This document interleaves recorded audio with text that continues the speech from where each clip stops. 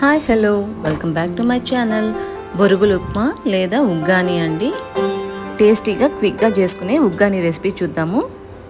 ఉగ్గాని బొరుగుల్ని బాగా వాష్ చేసుకొని గట్టిగా స్క్వీజ్ చేసుకొని ఇలా పక్కన పెట్టుకోవాలండి. ఈ బొరుగుల్ని ఎక్కువసేపు నాననివ్వకూడదు.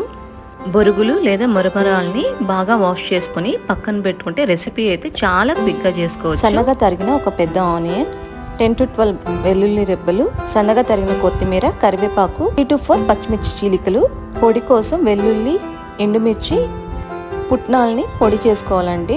నచ్చితే ఎండు కొబ్బరి కూడా వేసుకోవచ్చు. కడాయి పెట్టుకుని సరిపడా ఆయిల్ వేసుకుని హీట్ అయిన తర్వాత అందులోని ఆవాలు, జీలకర్ర వేసుకోవాలి.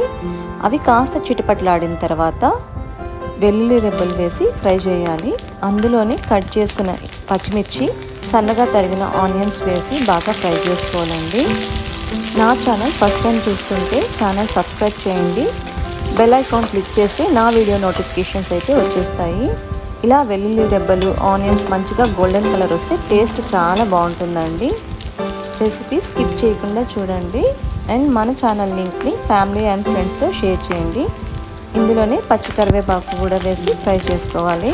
ఈ పోపులోనే కావాలంటే సన్నగా తరిగిన ఒక చిన్న టమాటో కూడా వేసుకోవచ్చండి. నేనైతే వేయలేదు.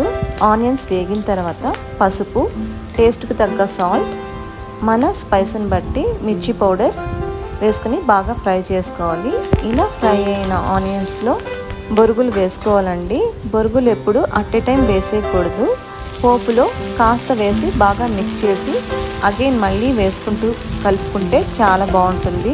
ఇలా కొద్ది కొద్దిగా బొరుగులు వేసుకొని మిక్స్ చేసుకుంటే పోపు కూడా బాగా మిక్స్ అవుతుందండి. ఇలా బొరుగులు వేసి బాగా కలుపుకొని బొరుగులంతా బాగా వేడి పట్టే వరకు మిక్స్ చేసుకుంటూ కలుపుకుంటూ ఉండాలి. ఒకసారి టేస్ట్ చూసుకొని సాల్ట్ చెక్ చేసుకోవాలి. అంతే అండి, ఆల్మోస్ట్ రెసిపీ అయిపోయినట్టే. ఇలా బాగా కలిపిన బొరుగుల్లో మనం ముందుగా పౌడర్ చేసుకున్న పుట్నాల పౌడర్ని కూడా వేసుకుని అందులోనే సన్నగా తరిగిన కొత్తిమీర వేసుకుని బాగా కలుపుకోవాలి. 2 to 3 minutes సిమ్లో ఉంచుకుంటే బొరుగులు ఉప్మా లేదా ఉగ్గాని రెడీ అయిపోతుందండి. ఇలా రెడీ అయిన ఉగ్గానీని సర్వింగ్ బౌల్లో సర్వ్ చేసుకుంటే చాలా టేస్టీగా ఉంటుంది. చిన్న చిన్న చేంజెస్తో మనకి నచ్చినట్టు చేసుకోవచ్చండి. వెల్లుల్లి నచ్చిన వాళ్ళు స్కిప్ చేయొచ్చు. కాస్త పులుపు తగలాలంటే లెమన్ స్క్వీజ్ చేసుకోవచ్చు. ఇలా మనకు నచ్చినట్లు చిన్న చిన్న చేంజెస్ అయితే చేసుకోవచ్చు. నేను చెప్పిన ఈ రెసిపీని ఫాలో అయ్యి ట్రై చేయండి, ఖచ్చితంగా నచ్చుతుంది. ఎలా వచ్చిందో కామెంట్ చేయండి. Do subscribe, like, share and comment.